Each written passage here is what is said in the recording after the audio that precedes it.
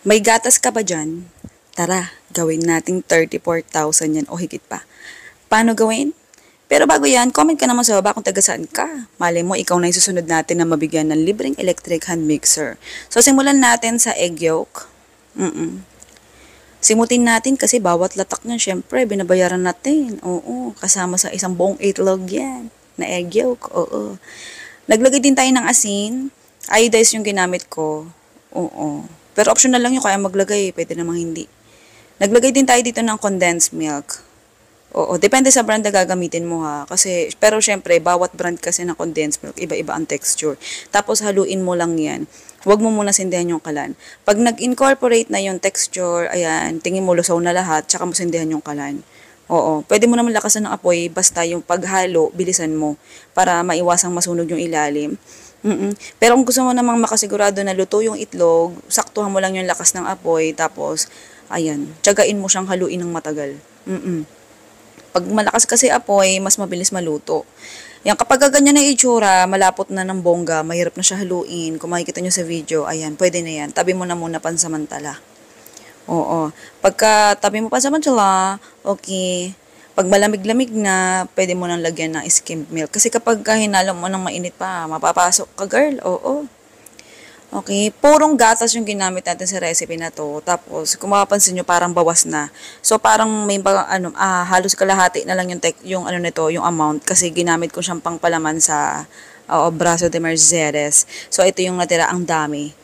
Yan, kaya yung ano natin, yung ating costing sa recipe na to, alam nyo na, pang buo, pero ang natira, almost kalahati. Ganun. Gets nyo?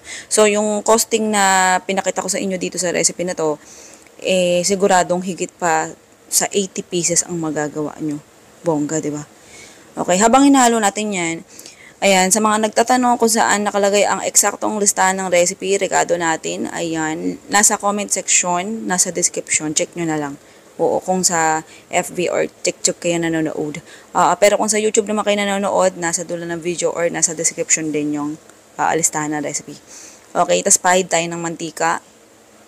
Pahid ka rin mantika sa kamay mo. Kasi medyo madikit to dahil purong gatas kasi yan eh. Mas matagal kasi ang shelf life, oo, kapag ka niluto. Pero kapag ka hindi niluto, mas mabilis masira. Oo. Pansin ko lang yun ha, kasi ilang beses na akong gumagawa ng mga gantong recipe eh. Okay, tapos ganyan lang gawin mo. Magpatulong ka sa anak mo kung gusto mo magpatulong, parang ano nyo na rin yan. Okay, libangan nyo na rin yung mag-ina. Kung wala kayong ginagawa, oo.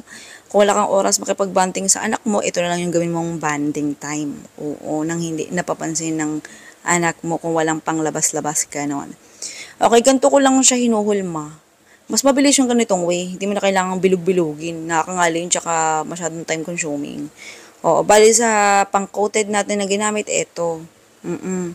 Skimmed milk tsaka asukal. Pwede naman purong asukal lang yung gamitin mong pang coating. Oo. Pwede naman puro skimmed milk. Pero mas magastos kasi pag purong skimmed milk eh. Oo. Siguraduhin mo lang yung mabibili mo yung skimmed milk online legit. Kasi may mga peke niyan. Diyos ko, parang puro harina. Wala kang malasang gatas. Kaya make sure na hindi peke yung mabibili mo.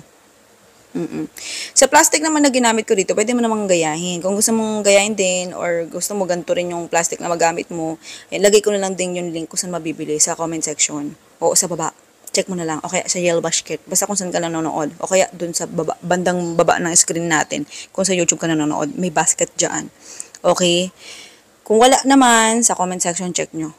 Alin lang naman dyan sa dalawa. Okay, ganyan lang siya. Bali sa isang plastic, 5 piraso na malalagay. Ang dami niyan. So, yung recipe na to, ayan, nagtulong-tulong kami ng mga anak ko. Baka may may manggalit, may ma-high blood.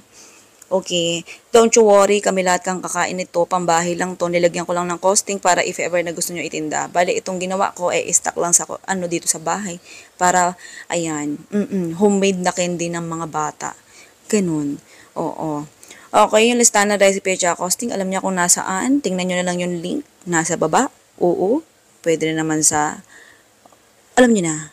Basta sa baba. Kung wala sa baba, nasa description. Ganun lang. Oo, chewy tong recipe na to. Bali, pangalan pa ng recipe natin, ayan. Custard pastillas. Okay? Sige na, good luck. Love you.